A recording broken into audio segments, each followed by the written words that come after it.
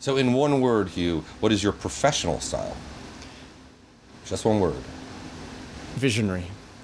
So I'm here with Hugh Evans, the co-founder of the Global Poverty Project. Can you just explain for our viewers what that is? Yeah, sure. The Global Poverty Project is an international education and advocacy organization committed to a world without extreme poverty within a generation. So we focus... Within a generation? Correct, yeah, within a generation, 25 years.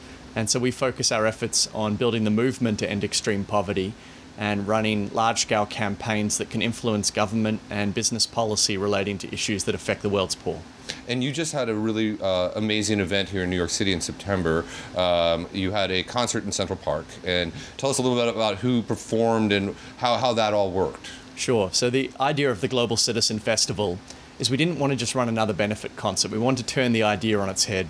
So we gamified the whole experience by making sure So for those who don't know the word gamify, which might be many people, can you explain what that means? It means that basically participants had to earn their way into the concert through taking actions in support of the world's poor online. So they had to tweet about it, share it on Facebook, they had to watch videos, educate themselves, and through all these actions they earned points, and they redeemed their points for tickets to the concert.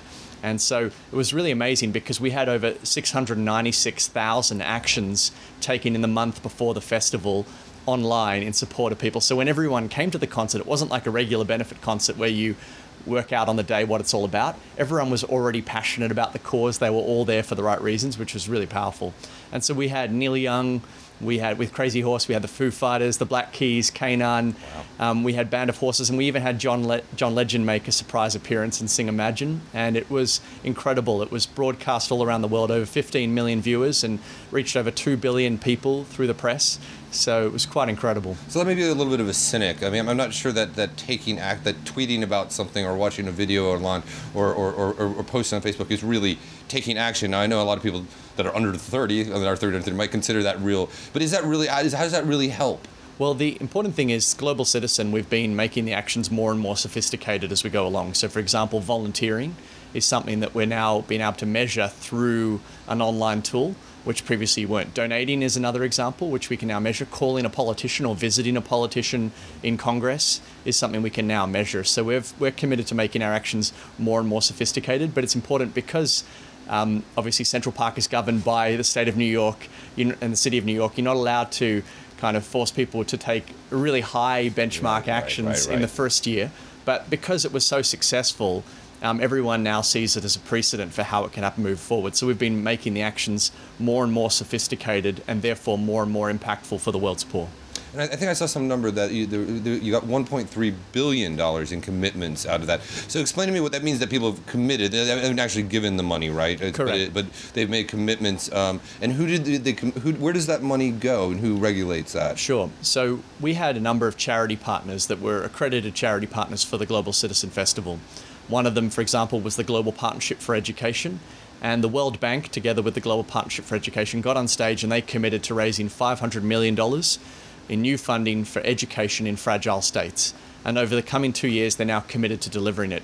We adopted a similar model to, say, Clinton Global, where people come on stage, make commitments, and are willing to be held accountable for the delivery of those commitments. Another example was, for example, Half the Sky, which is a coalition put together by Nicholas Kristof, the journalist, and others. They got $160 million in new commitments towards the empowerment of women. So they got a coalition of some of the world's best charities like Somali Mom, Opportunity International, Microfinance, everyone working together that came together to form this commitment. Another example was there was a $500 million commitment towards funding for core programs for the US Fund for UNICEF. And so that's a commitment that lasts over the next 3 years. And we'll be checking in with UNICEF and with all of our partners every 6 months to ensure that they're on track towards achieving those targets. That's really impressive. It really is. And how do you define extreme poverty? Now, I hear all these people living on $1 a day, living on $2 a day. I mean, I don't know how meaningful those numbers really always are. But there are sort of, you have a definition, I'm sure. Sure. I mean, extreme poverty is defined by the World Bank on those living on less than US $1.25 per day. But it's really... And how many people is that roughly worldwide? It's between 1.1 and 1.4 billion people on this planet who live in extreme poverty. They're readjusting the estimates. 20% of the world's population. Correct, yeah. But the good news is that in the last 25 years, the proportion of people living in extreme poverty is actually halved from 52% of the world's population in 1981 down to 25% in 2005. So enormous progress has been made. But when we talk about it, it's not just about the amount of money you actually have. It's about access to education, healthcare, food, water and sanitation, Water, yes. the empowerment of women. Yes. These are the sorts of indicators that we use to measure whether someone is or is not in extreme poverty. Hugh, we only have a minute left, but I want to ask you one last sort of question. So for somebody who's watching this that wants to actually make a difference to the world, what would you suggest? What can people do? I think people are often see these problems and they're so big and the numbers are so overwhelming, they just feel like, I think there's two things you can do. Firstly, I'd encourage everyone to go to globalcitizen.org and identify what charity or issue that you're particularly passionate about.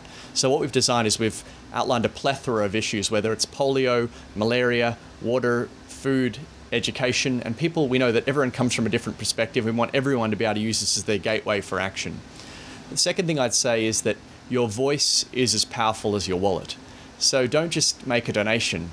Actually use the website to actually call your member of Congress and encourage them to take action. Because as we veer towards a fiscal cliff at the moment, we need to actually ensure that Congress doesn't cut aid to the world's poorest. And this is not just the case for America, it's the same in Britain, the same in Canada, the same in Australia, and all across the OECD nations. We need to ensure that governments uphold the commitments they've made in line with the United Nations Millennium Development Goal target of 0.7% of gross national income given to the world's poor.